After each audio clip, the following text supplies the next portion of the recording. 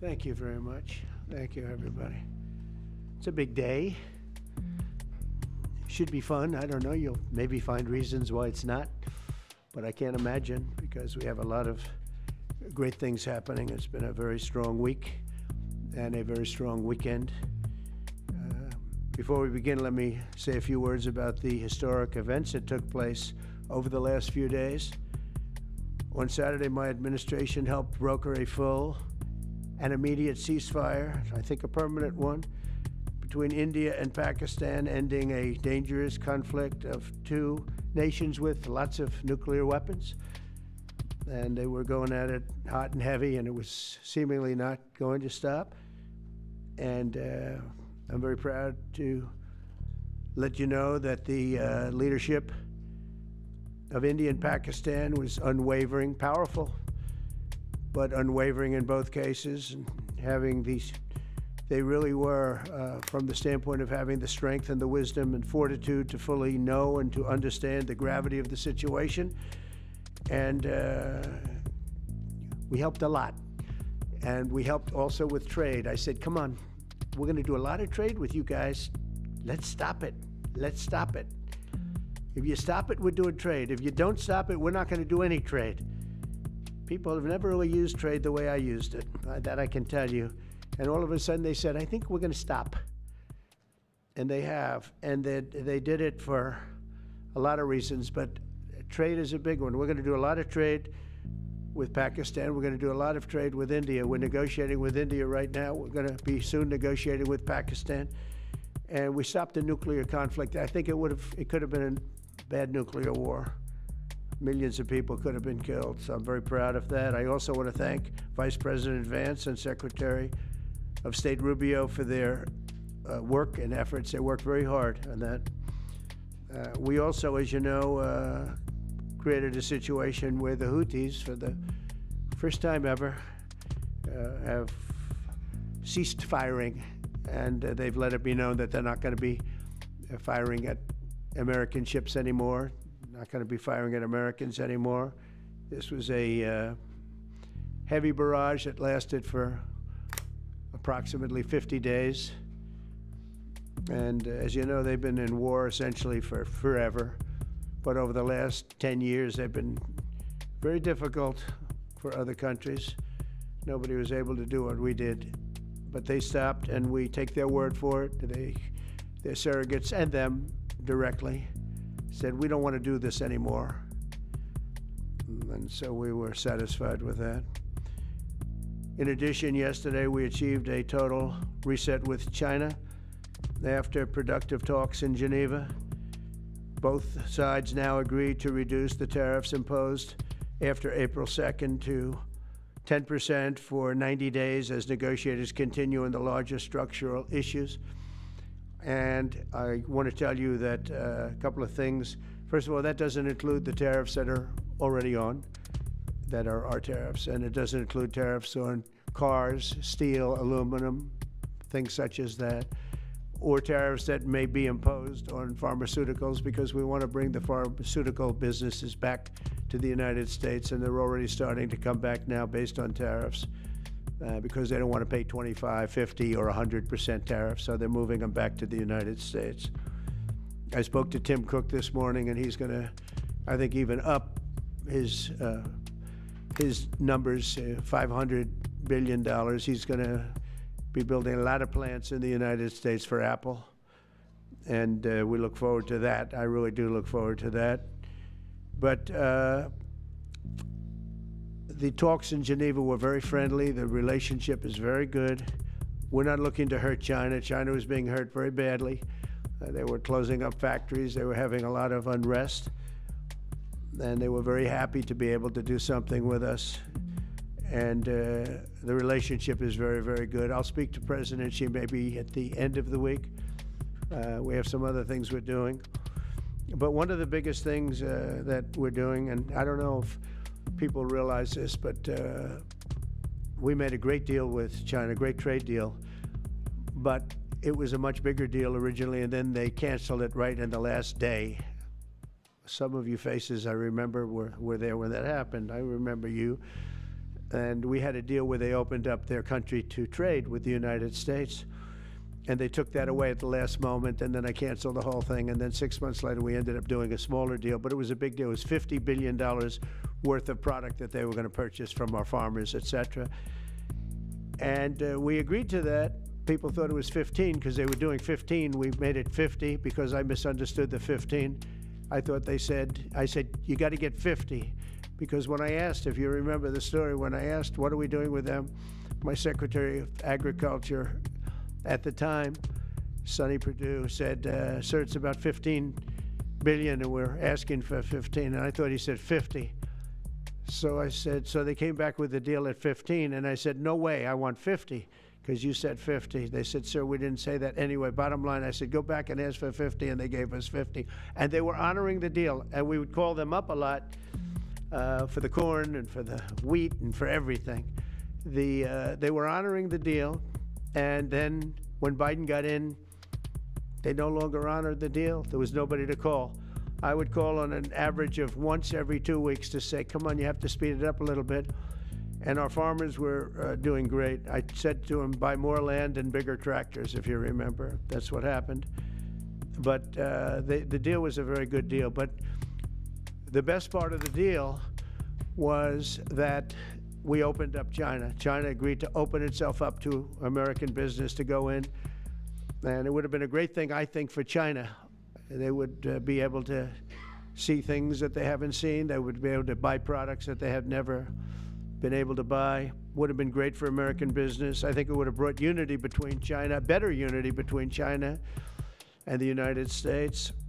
And the bottom line is that they canceled it the last day. We were all set to sign it, and then I went a little bit angry. I got a little angry. I said they canceled the deal. The deal was done. It was all ready to be signed, and people went over. They came back to me, sir, they don't want to sign the opening up China. Well, the biggest thing that we're discussing is the opening up China, and they've agreed to do that, but it's going to take a while to paper it. You know, that's not the easiest thing to paper. But that's the single, I think, to me, some people would disagree. Some people would say we're getting a lot of money with tariffs or whatever. But, you know, especially when you add what we already have. Because remember, we're already getting the 50% on steel and different things. That's not included in these numbers. So you can add that. But the biggest thing to me is the opening up. I think it would be fantastic for our businesses if we could go in and compete with China. It would be a lot of jobs for China. It would be, I think, at a time when they can frankly use the jobs.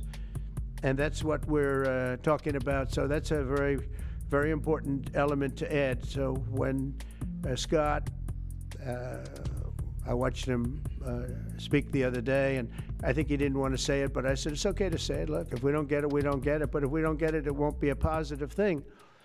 But if we do get it, I think it's maybe the most important thing to happen. Because if you think about it, we opened up our country to China. They have very few restrictions. And they didn't open their country to us. Never made sense to me. It's not fair. And they've agreed to open China, fully open China. And I think it's going to be fantastic for China. I think it's going to be fantastic for us. And I think it's going to be great for unification and peace. China will also suspend and remove all of its non-monetary barriers. They've agreed to do that. Well, they're very numerous. But again, to me, the biggest thing that came out of that meeting is they've agreed. Now we have to get it papered, but they've agreed to open up China. It's going to be great for everybody. And third, I'm very happy to announce that Idan Alexander, an American citizen who until recently most thought was no longer living, thought was dead, is going to be released in about 2 hours, actually.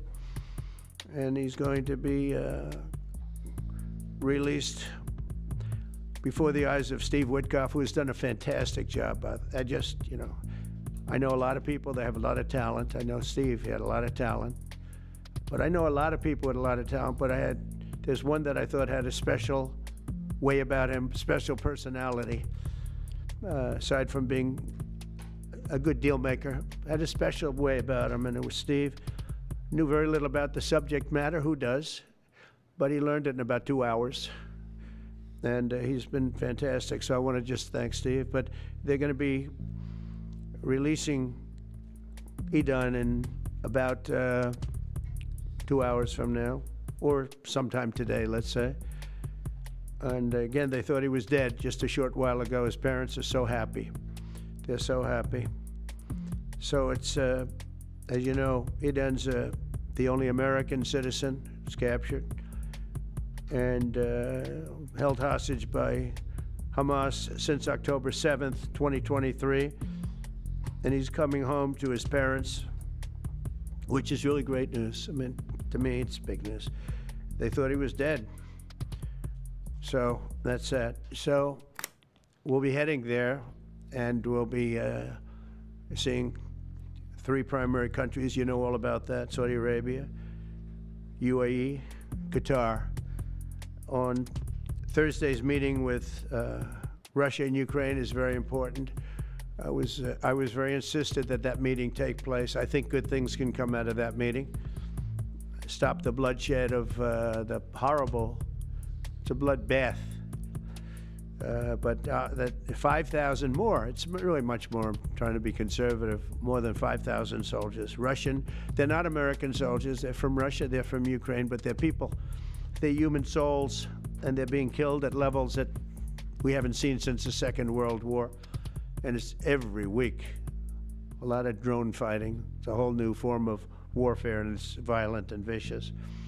And so that's it.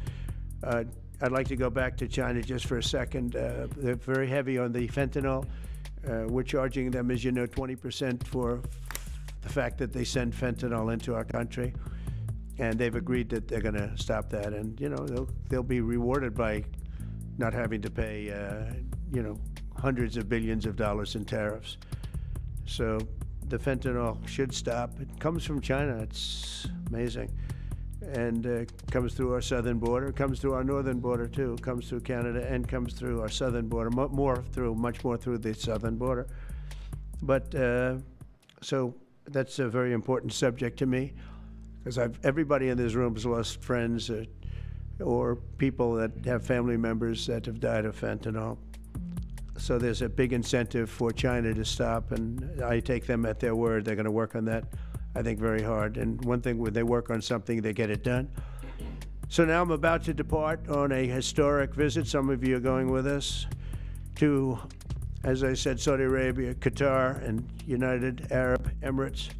Before I do, I'll sign one of the most consequential executive orders in our country's history. I don't think there's ever been anything signed like this, certainly not with respect to health care, nothing even close. I'm delighted to be joined on this occasion by Secretary of Health and Human Services Robert F. Kennedy Jr., who is doing a really good job, I have to tell you that. CMS Administrator, a friend of mine, Dr. Mehmet Oz, who is an amazing guy. You know, I was telling Bobby before, Oz had a very successful show, but it hurt his reputation. Because when you're in show business, it hurts your reputation a little bit. It's good for you, but in terms of professionalism and being a doctor, it sort of hurts your reputation.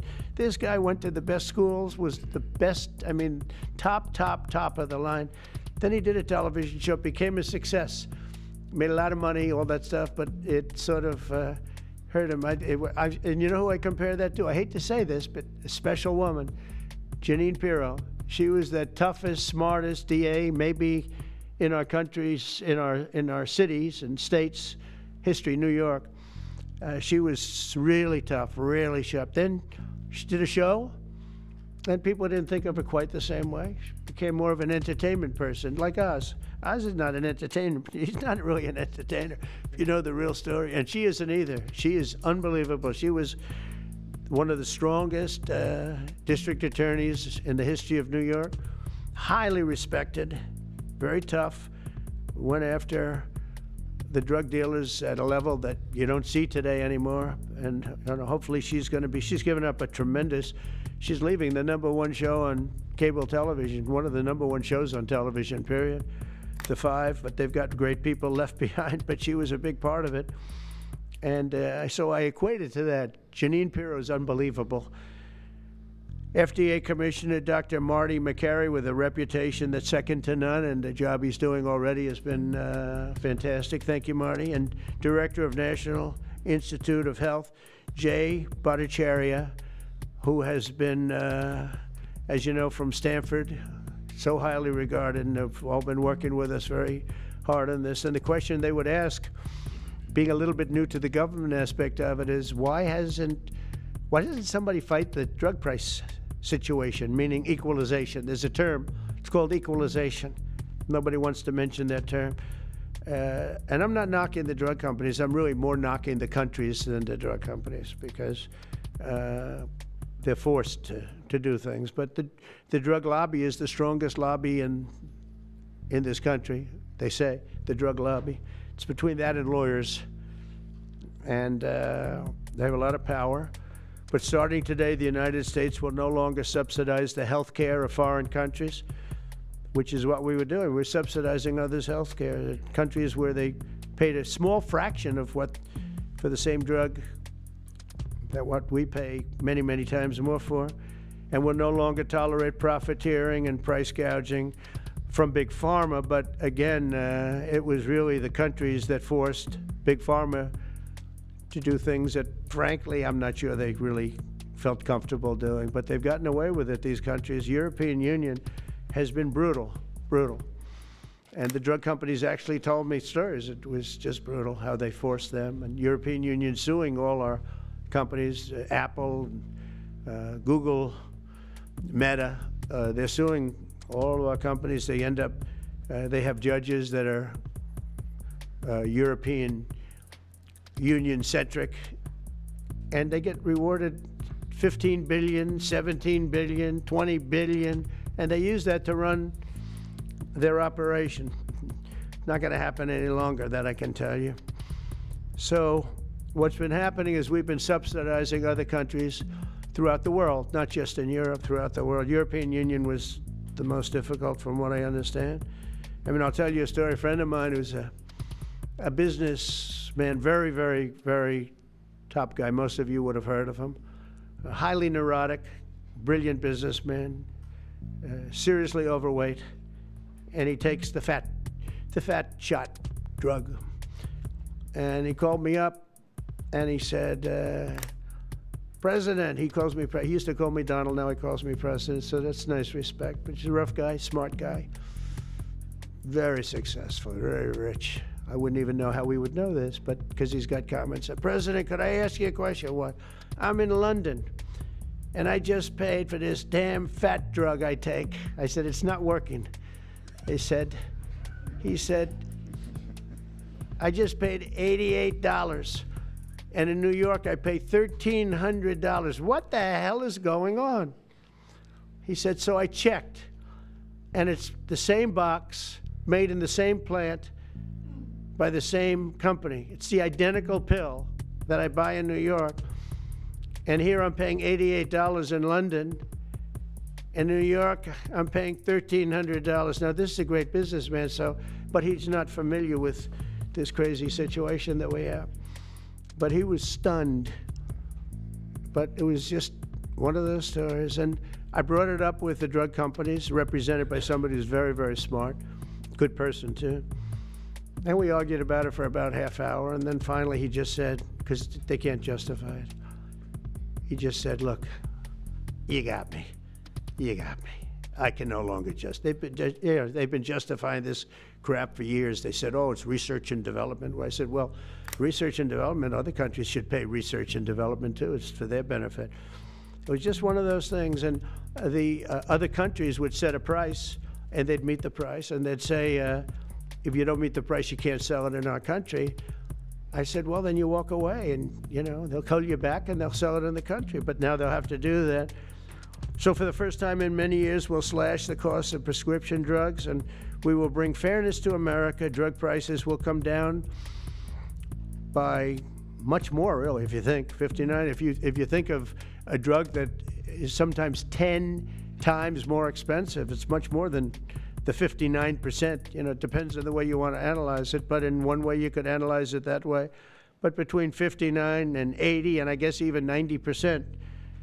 So when I worked so hard in the first term, and if I got prices down, I remember I was the only one to ever get prices down for a full year, but I'd get them down like 2%, and I thought it was like a big deal. Well, we're getting them down 60, 70, 80, 90%, but actually more than that if you think about it in the way mathematically. And Pharma has to say, we're sorry, but we'll not be able to do this any longer to these countries that have been so tough. They've been very tough, nasty. It's trade. It's trade. And Pharma is also very powerful. And the Democrats have protected Pharma. The Democrats, this is the Democrats have protected Pharma. These are the Democrats. And by the way, I just called the Speaker of the House, and I just called the leader, our leader in the Senate, John Thune, Mike Johnson. Spoke to both of them. I said, when you score, you're going to have to score two things. You're going to have to, number one, score that hundreds of billions of dollars of tariff money is coming in. But even bigger than that, you're going to have to score that your cost for Medicaid and Medicare and just basically pharmaceuticals and drugs is going down at a level that nobody has ever seen before. It'll pay for the Golden Dome. I see the Golden Dome is there, see? That'll easily pay for the Golden Dome. And we'll have a lot of money left over. We need the Golden Dome, by the way, in this world. Although this world's a lot safer today than it was a week ago, and a lot safer than it was 6 months ago. We had people that had no clue what they were doing. So today Americans spend 70% more for prescription drugs than we spent in the year 2000. Think of that. Our country has the highest drug prices anywhere in the world by sometimes a factor of 5, 6, 7, 8 times. It's not like they're slightly higher. They're 6, 7, 8 times. There are even cases of 10 times higher. So that you go 10 times more expensive for the same drug, that's big numbers. Even though the United States is home to only 4% of the world's population, pharmaceutical companies make more than 2/3 of their profits in America. So think of that. With 4% of the population, the pharmaceutical companies make most of their money, most of their profits from America. That's not a good thing. Now, I think, by the way, I have great respect for these companies and for the people that run them. I really do. And I think they did one of the greatest jobs in history for their company, convincing people for many years that this was a fair system. And nobody really understood why, but I figured it out. For years, pharmaceutical and drug companies have said that research and development costs were what they are, and for no reason whatsoever, they had to be borne by America alone. Not anymore, they don't. This means American patients were effectively subsidizing socialist healthcare systems in Germany, in all parts of the European Union. They were the toughest of all. They were nasty. And I see that. I see that with trade, too. European Union is, in many ways, nastier than China. Okay? And we've just started with them. Oh, they'll come down a lot. You watch. We have all the cards. They treated us very unfairly. They sell us 13 million cars. We sell them none. They sell us their agricultural products. We sell them virtually none. They don't take our products. That gives us all the cards, and very unfair. So they're going to have to pay more for health care, and we're going to have to pay less. That's all it is. And believe it or not, because it's really the world we're talking about, not just the European Union, but because it's the world, the numbers are for the healthcare company not as bad as you would think. They'll make the same. I think the healthcare companies should make pretty much the same money. I really don't believe they should be affected very much, because it's just a redistribution of wealth. It's a redistribution where it could be the same top line, but it's going to be distributed differently. Europe's going to have to pay a little bit more. The rest of the world's going to have to pay a little bit more, and America's going to pay a lot less. Again, because it's a much smaller population than when you think of the whole world. So basically what we're doing is equalizing. There's a new word that I came up with, which I think is probably the best word. We're going to equalize, where we're all going to pay the same. we're going to pay what Europe's going to pay. We're going to all pay. Now, there may be some countries in dire need, and I would be willing to sacrifice that, but and help them. But it's called Most Favored Nation. We are going to pay the lowest price there is in the world. We will get whoever is paying the lowest price. That's the price that we're going to get. So remember that. So we're no longer paying 10 times more than another country. Whoever is paying the lowest price, we will look at that price and we will say that's the price we're going to pay. Most favored nations. That's what it is. One breast cancer drug costs Americans over $16,000 per bottle, but the same drug from the same factory, manufactured by the same company, is 1/6 that price in Australia and 1/10 that price in Sweden. 1/10 for the identical product. A common asthma drug costs almost $500 here in America, but costs less than $40 in the United Kingdom. So $40 in the United Kingdom, which is where this gentleman told me he paid a small amount for his shot. But think of that. So $40 versus $500 here. That's not even bad. There are much worse examples. And the weight loss drug, Ozempic, costs 10 times more in the United States than in the rest of the developed world. 10 times more. Why? Why? What did we do? Suckers. But we never had a president that had the courage to do this. And nobody knew the system like I do. I mean, I've gotten to know this system so well. And I don't think it's fair that it benefits Obamacare. Obamacare is a failure. It's not a good health care. It works. I made it work. I had an obligation to make it work, or an obligation to let it die. I chose that we had to make it work. I had to make it as good as possible. And I had a choice. I could have let it fail or make it as good as possible. As good as possible means it was still not very good, but it survived. And we did the right thing. But this makes everything work. And I don't want to have a bad form of health care work because of the fact I was able to cut drug prices by 80 or 90%. So we're going to maybe come up with something. I think this gives the Republicans a chance to actually do a health care that's much better than Obamacare and for less money, which if you guys would work on that along with Congress. But I do want to say that Democrats could have done this a long time ago. They have fought like hell for the drug companies, and they knew they were doing the wrong thing. And it's going to be very hard. I was just telling the leader and the speaker that it's going to be very hard for the Democrats to vote against the one big, beautiful deal. The greatest tax cuts in history, greatest everything, but now you have the big drug prices because that's going to be included. It makes that whole situation different from a scoring standpoint. I just told them, I called them up about this. I said, I'm going to do something that's going to be very monumental, and you're going to be scoring. You better tell your people that this is going to score really well. And then add hundreds of billions of dollars in tariffs to your list also. But as big as the tariffs are, this is something that really hits quickly. 5 years ago, I signed an executive order to confront this disaster, but only confront it in a minor way. It was a good confrontation, but never to this extent. It took people a little while to understand a very complicated system. But Joe Biden, without any knowledge of what he was doing, terminated the policy and then pretended to negotiate under a new system. And then you take a look, 5 out of the 10 drugs that he negotiated are now over 200% more expensive in America than the rest of the world, and far more expensive than when he even got involved.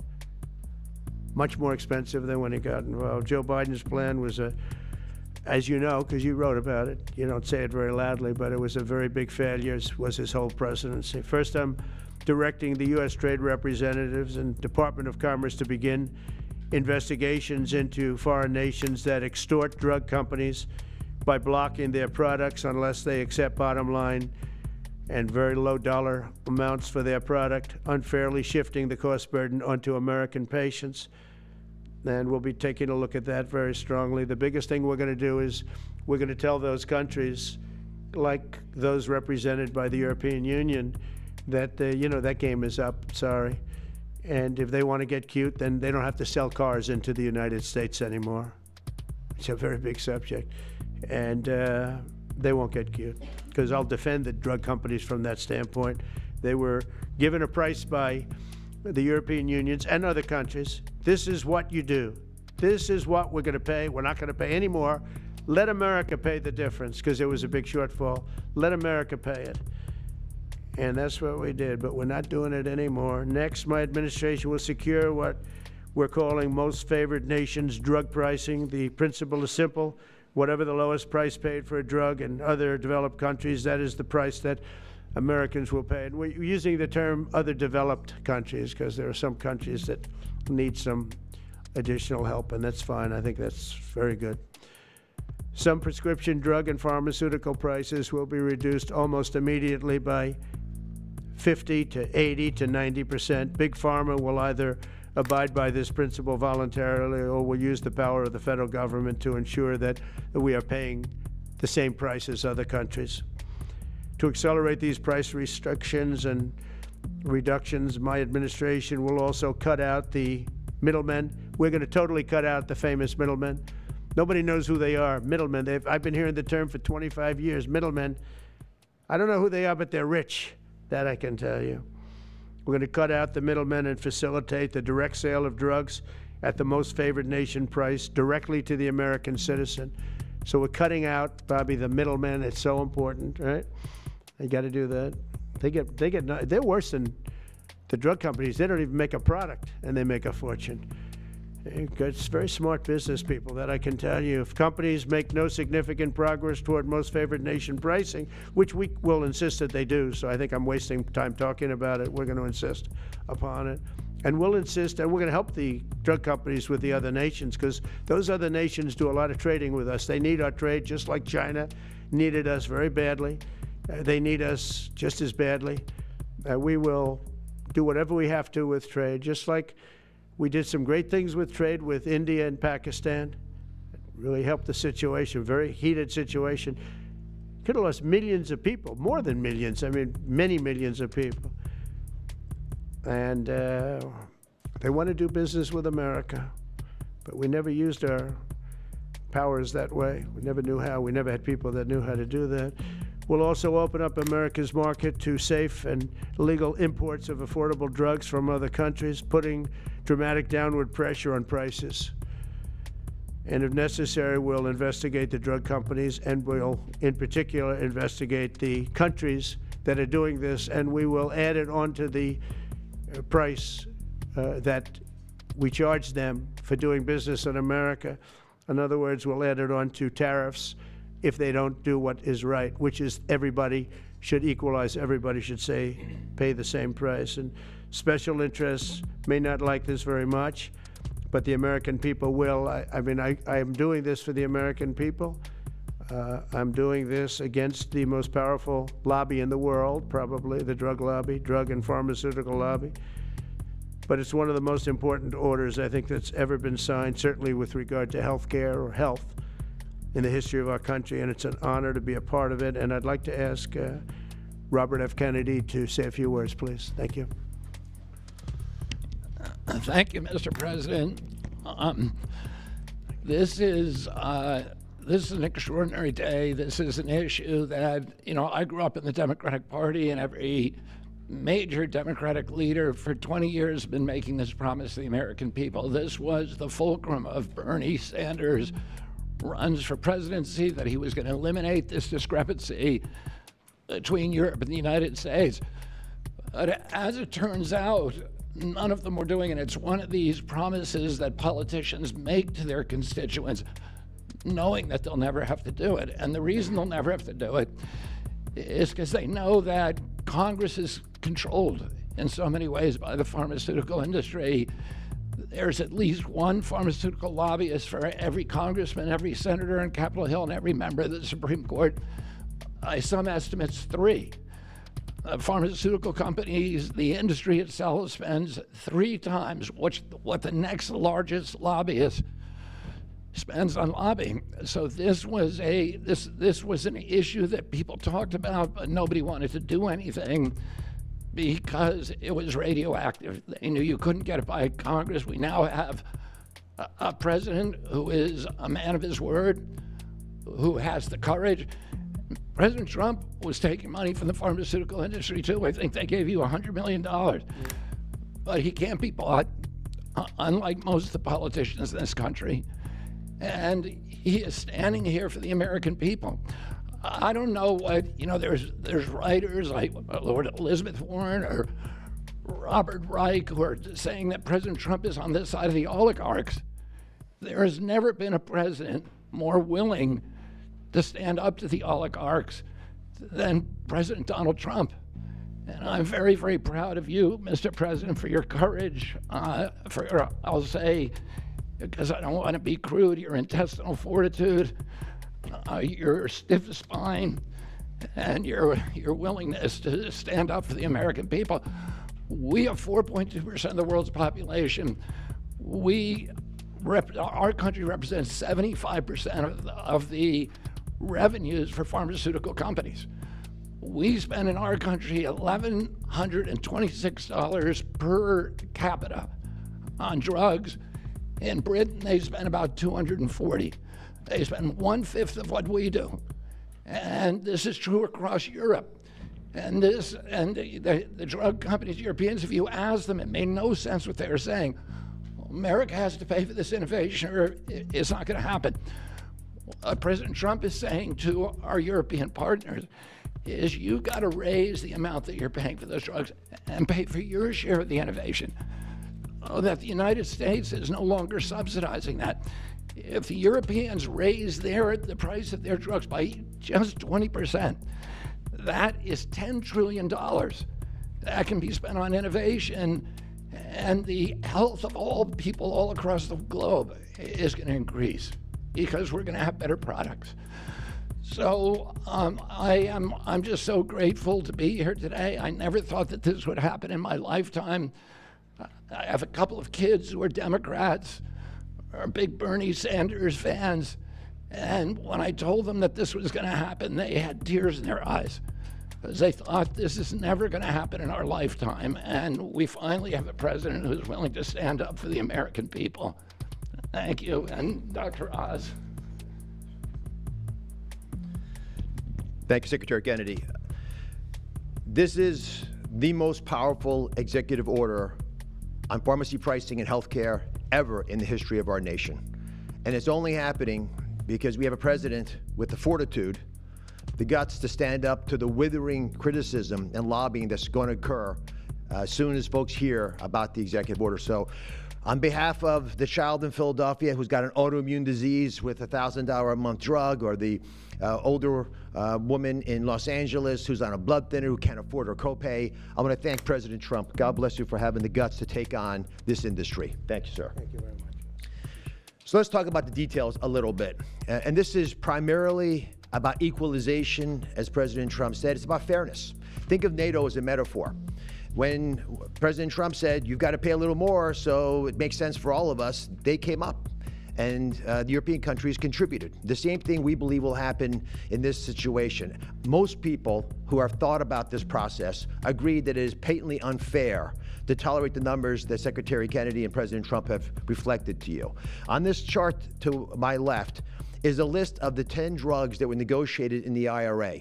Again, this is the bill, the law, that regulates a negotiation process. This is the best price that was able to be obtained by the Biden administration.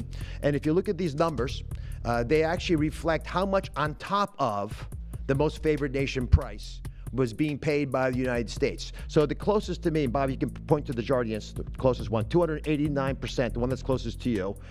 That means that we are paying in America 4 times more than that drug costs in other countries. Again, 100% is the baseline. It's 289% above that baseline. It goes all the way down to when we're paying 50% more than any other country. That's the range.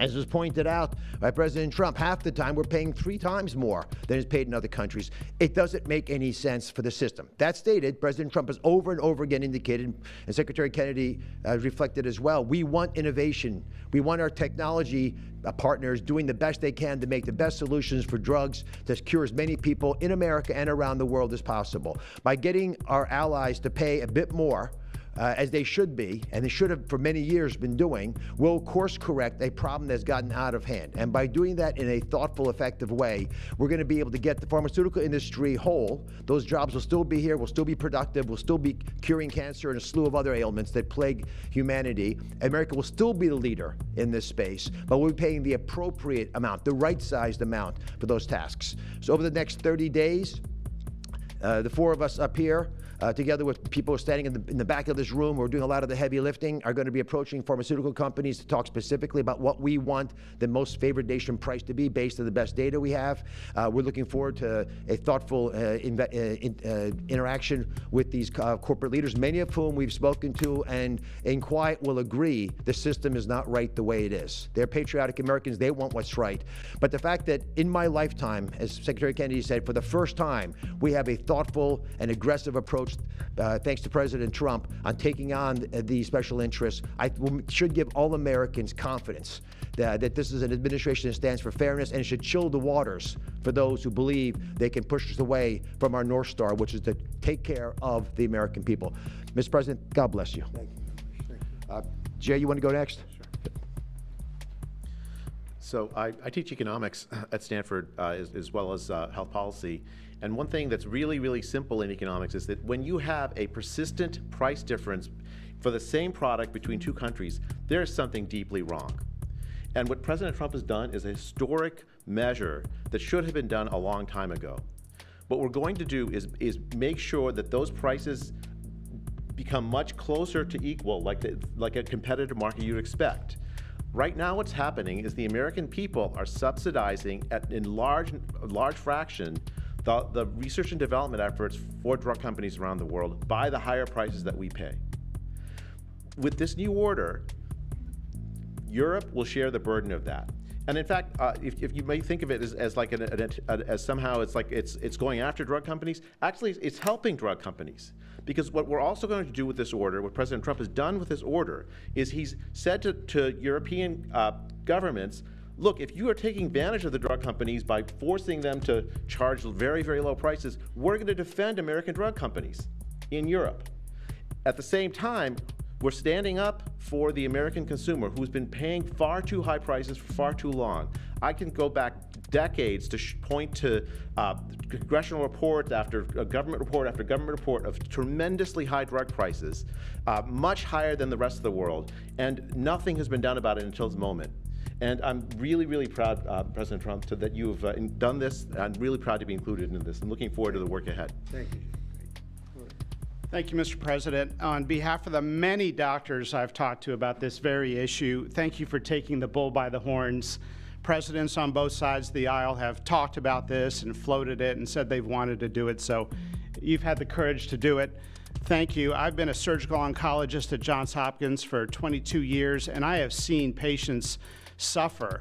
We didn't take an oath to heal patients and then watch their life get ruined financially, with their home, mortgage, retirement, going down the drain with GoFundMe campaigns, raising money from church communities and synagogues and friends they haven't seen in 20 years to try to raise money for what? For a system where Americans have been getting ripped off by 10, 12, 15 times higher prices than we see in other countries. The fundamental problem in healthcare is that we've had non-competitive markets. We can do little things around the edges, or we can transform those markets to competitive markets, and that's what this executive order does today. Imagine buying a Ford for $175,000, a regular car, and then hearing that people in London are buying it for $10,000 every day, all day long. That is the craziness of this system. We're going to do everything we can at the FDA to support this executive order. It's transformative. Thank you, Mr. President. Thank you. Thank you very much. So thank you very much, everybody. I think it's a very important day. In many ways, you have, we'll start with the Houthis. We go to Pakistan and India. We go to what we did with China, the trade deal, and with UK. And by the way, many other deals are coming in very much. At a certain point, we'll just set the price because we know where we are. But we'll just set the price. But world trade is going to be terrific, and our country is going to be making a lot of money. Taxes are going to go down. Taxes are going to go down very, very substantially. But you look at all of the things that we've done, and now today I'm heading over. We'll see what we're going to do with respect to Iran. I think you have very good things happening there, too, by the way. I think can't have a nuclear weapon, but I think that they are talking intelligently. We're in the midst of talking to them, and they're right now acting very intelligent. We want Iran to be wealthy and wonderful and happy and great, but they can't have a nuclear weapon. It's very simple. So I think they understand that I mean business, and I think they're being very reasonable thus far. And don't underestimate Thursday in Turkey. President Erdogan is going to be a great host, and we are doing some work with him having to do with Syria, too, by the way. We're going to have to make a decision on the sanctions, which we may very well relieve. We may take them off of Syria because we want to give them a fresh start. But President Erdogan's asked me about that. Many people have asked me about that because the way we have them sanctioned, it doesn't really give them much of a start. So we want to see if we can help them out. So we'll make that determination. But I think you're going to have maybe a good meeting. You have the potential for a good meeting, that a meeting wasn't going to take place. I insisted that that meeting take place. And it is taking place. And I think you may have a good result out of the Thursday meeting in Turkey between Russia and Ukraine. And I believe the two leaders were going to be there. I was thinking about flying over. I don't know where I'm going to be on Thursday. I've got so many meetings. But I was thinking about actually flying over there. There's a possibility of it, I guess, if I think things can happen. But we got to get it done. We got to save 5,000 lives a week. 5,000 lives is really more than that. It's worse than that. And when you see and you don't want to see it, but when you see the satellite photographs of the battlefield with arms and legs and heads all over the place, separated by 30 yards from bodies, doesn't make sense. Doesn't make sense. So we're working very hard to see if we can end that bloodbath. Okay, there shouldn't be too many questions. It's been covered pretty well. Mr. President, thank you for taking questions. Two quick ones for you. Starting on trade. If a longer-term deal is not reached with China at the end of these 90 days, can the American people expect those tariffs to go back up to 145%? No, but they would go up substantially higher. Okay. And then You know, at 145, you're really decoupling because nobody's going to buy. But they can go, they got very high because of additional tariffs I applied during the course because of fentanyl and other things. But no, but they'd go substantially higher. And then on Qatar, Mr. President, I think you will have a deal, however. you're confident that there will be a deal. On Qatar, has Qatar asked for anything in exchange for that $400 million luxury jumbo jet? And how can the American people be so sure that they will not in the future? Well, I think what happens with the plane is that, we're very disappointed that it's taking Boeing so long to build a new Air Force One. We have an Air Force One that's 40 years old. And if you take a look at that compared to the new plane of the equivalent, stature at the time, it's not even the same ballgame. You look at some of the Arab countries and the planes they have parked alongside of the United States of America plane, it's like from a different planet. And it's close to 40 years old, might be more than 40 years old now. And we, when I first came in, I signed an order to get it built. I took it over from the Obama administration. They had originally agreed. I got the price down much lower. And then when the election didn't exactly work out the way that it should have, a lot of work was not done on the plane because a lot of people didn't know. They made change orders that were so stupid, so ridiculous. And it ended up being a total mess, a real mess. And when I came back, I said, by the way, what's going on with the Boeings that are coming in? Well, sir, they're way behind. And they are. They're way behind. They were way behind. Another mess that I inherited from Biden. And it's going to be a while before we get them. And I think Qatar, who has really, we've helped them a lot over the years in terms of security and safety. I think they, and very, very nicely, and I have a lot of respect for the leadership and for the leader, Qatar. And I think they they knew about it because they buy Boeings. They buy a lot of Boeings. And they knew about it. And they said, we would like to do something. And if we can get a 747 as a contribution to our Defense Department to use during a couple of years while they're building the other ones, I think that was a very nice gesture. Now, I could be a stupid person and say, oh, no, we don't want a free plane. We give free things out. We'll take one, too. And it helps us out because, again, we're talking about we have 40-year-old aircraft. The money we spend, the maintenance we spend on those planes to keep them tippy-top is astronomical. You wouldn't even believe it. So I think it's a great gesture from Qatar. I appreciate it very much. I would never be one to turn down that kind of an offer. I mean, I could be a stupid person say, no, we don't want a free, very expensive airplane. But I thought it was a great gesture. And I think it was a gesture because of the fact that we have helped and continue to, we will continue to, all of those countries, Saudi Arabia, UAE, Qatar, and others. We keep them safe. If it wasn't for us, they probably wouldn't exist right now. And I think this was just a gesture of good faith. And I don't get it. Someday it'll be like Ronald Reagan. They decommission them. You know, they get to a certain age, they decommission them. It'll go to my library. They're talking about going to my library in years out. But I thought it was a great gesture. And it's something that was done by Ronald Reagan. They actually decommissioned the plane and he put it in his library. And it actually has made the library, I think, a Boeing 707. It's actually made the library more successful. So it was good. Do you plan to use the plane after you leave office? No, I don't. No, it would go directly to the library after I leave office. I wouldn't be using it. No. Mr. President, on the hostage, you said that the release of the American hostage, Eden Alexander, is a step in good faith to end this war. Do you expect any progress, or perhaps announcement on ceasefire during your trip to the Middle East? We hope that we're going to have other hostages released too, as you know. So when I met with the hostages 3 weeks ago that were there for quite a while, you remember the 10 people that came in, mostly young people, 1 or 2 were a little bit older. They were explaining the trials and tribulations. I mean, they went through hell. And I said, how many are there? They said 59. I said, that's a lot. I didn't realize, because we got a lot out. You know, we got a lot of hostages out, I think you will acknowledge. They said 59, but then they said, they followed that up by saying 59, of which 24 are living, the rest are dead.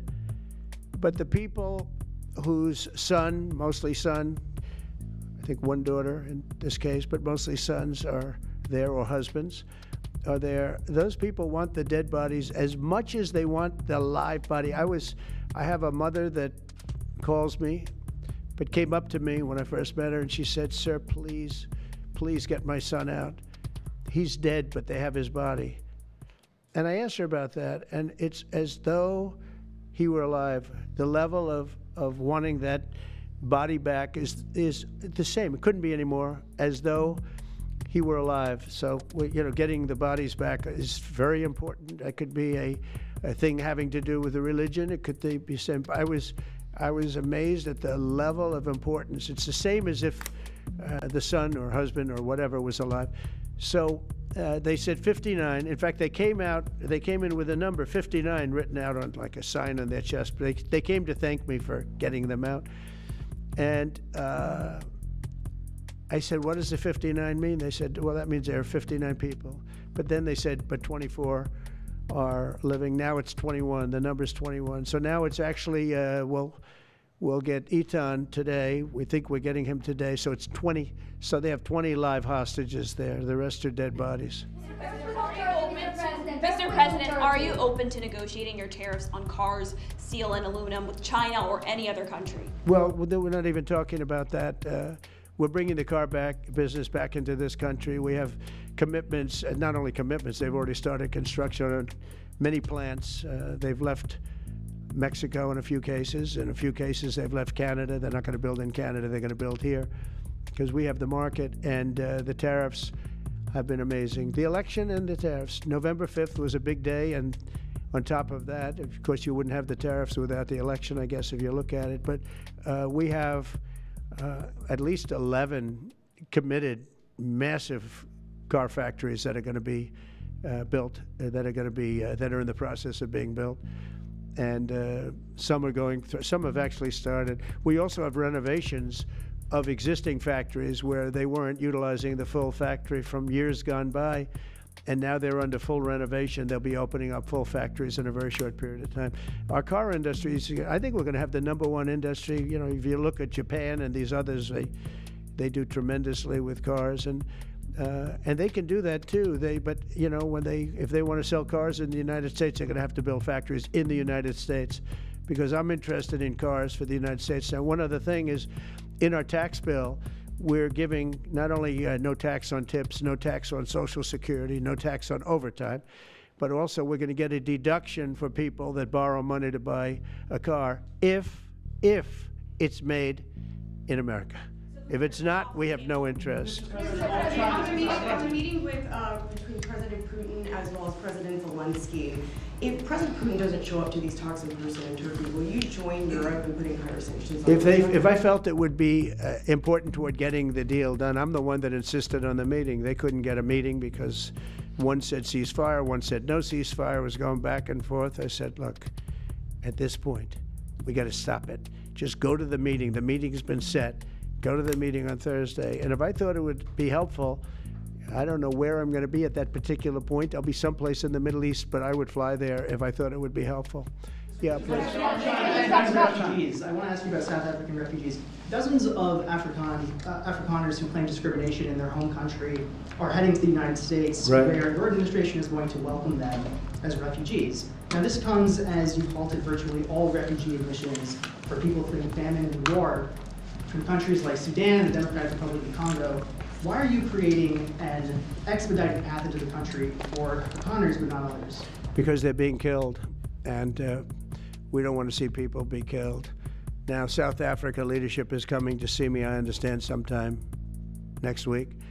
And, you know, we're supposed to have I guess a G20 meeting there or something, but we're having a G20 meeting. I don't know how we can go unless that situation's taken care of, but it's a genocide that's taking place that you people don't want to write about, but it's a terrible thing that's taking place, and farmers are being killed. They happen to be white, but whether they're white or black makes no difference to me, but white farmers are being brutally killed, and their land is being confiscated in South Africa, and the newspapers and the media, television media doesn't even talk about it. If it were the other way around, they'd talk about it. That would be the only story they'd talk about. And I don't care who they are.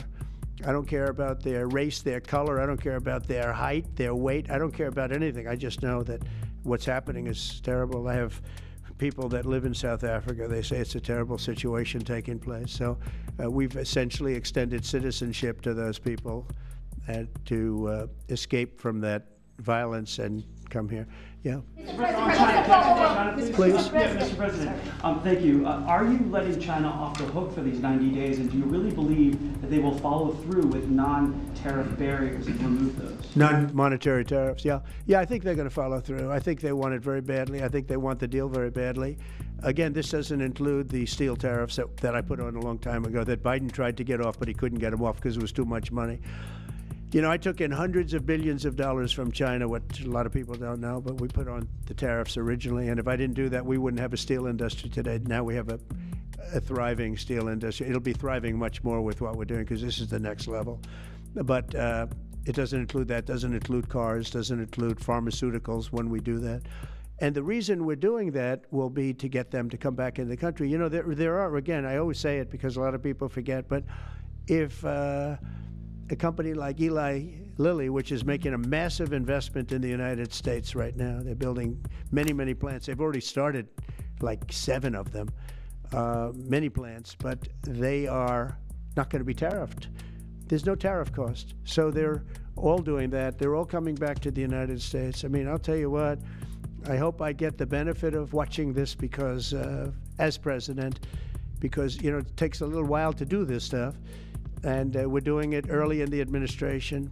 If you think of it, we have, I believe, if you look at the real total, it's over $10 trillion committed for plants and factories. Other administrations haven't had $1 trillion over a 4-year period, even over an 8-year period. We have over $10 trillion committed in one form or the other over 2 months. Give me a break. I'm here to hear 3, but let's give me a break on the first month. We want to get acclimated. But, you know, but if you think about it, it's really 2 months. And so in 2 months, we have an investment already of over $10 trillion. And other presidents haven't had that done over a year, over 4 years in some cases. It's unprecedented. There's never been anything like it. It's a very exciting time in America. Thank you very much, everybody. Thank you. Who's in charge of the budget bill while you're gone, sir? I'll sign that, yeah. Mr. President, are you ready to impose sanctions on Russia if Putin doesn't agree with the 30-day I have a feeling ceasefire? they're going to agree. I do. I have a feeling. And we think other countries, Let's see what happens. no European countries Mr. will be President, involved, budget Mr. bill President, in the negotiations. negotiations. The budget bill negotiations are taking place. Who in your administration is in charge of that while you're gone? Is it J.D. Everybody, Vance, Scott Bobby, from the Bessent? standpoint of medical, this group behind me, I mean, I think it's the best group ever assembled in terms of medical. I think you're going to see a tremendous cut. I don't think, I mean, I know you're going to see it in Medicaid and Medicare. That cut will be massive because drugs are 50–60% of the cost. So Medicaid costs are going down and Medicare costs are going down because of what we're doing today. And there's no, it's not like, oh, gee, well, maybe it won't happen. It's going to happen because the other countries have no choice. Now, the drug companies are going to have to say, listen, if you don't pay more, we're not going to give you the drug, and they're willing to do that. So that's it. They have to, we have to equalize. Mr. President, what is Mr. Price controls. Say it? How do you respond to the fact that this? It's not price control, no. What was, price control is before. If you want to talk about, price control is what they were doing. They were making us pay. They set a price, and they said, here's what we're going to pay, and anything else charge America. Because at that time, they had a very stupid president, and it really went crazy during the last 4 years. And remember this, the Democrats are the ones that allowed this to happen. They were the ones that were the protector of this pricing system. And I think it's going to be very hard. You'll have to ask Democrats, are they going to vote against the one great, big, beautiful deal that's being negotiated now, tax cuts, et cetera? We're now on top of the tax cuts and regulation cuts, all the things. Now you're going to say that the price of your medicine is going down by 60, 70, 80%. You're going to vote against it? I think a lot of Democrats are going to be forced to do something that their leaders are going to beg them not to do, and that's vote for the bill. I don't see how they can vote against it. How can they vote against it when drug prices, drugs and pharmaceuticals are going to be down 70, 80%? It's going to be very interesting. Mr. President, what do you say to people who view that luxury jet as a personal gift to you? Why not leave it behind? You're ABC fake news, right? Why Because not? only ABC, well, a few of you would. Let me tell you, you should be embarrassed asking that question. They're giving us a free jet. I could say, no, don't give us, I want to pay you $1 billion or 400 million or whatever it is. Or I could say, thank you very much. You know, there was an old golfer named Sam Snead. Did you ever hear of him? He won 82 tournaments. He was a great golfer. And he had a motto, when they give you a putt, you say, thank you very much. You pick up your ball and you walk to the next hole. A lot of people are stupid. They say, no, I insist on putting it. And then they putt it and they miss it. And their partner gets angry at them. You know what? Remember that, Sam Snead.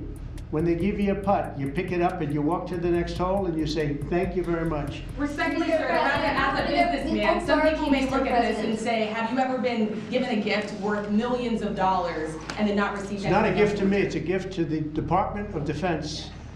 And you should know better, because you've been embarrassed enough, and so has your network. Your network is a disaster. ABC is a disaster. Here is the bill. Bobby, come on over here. Now you're talking about trillions and trillions.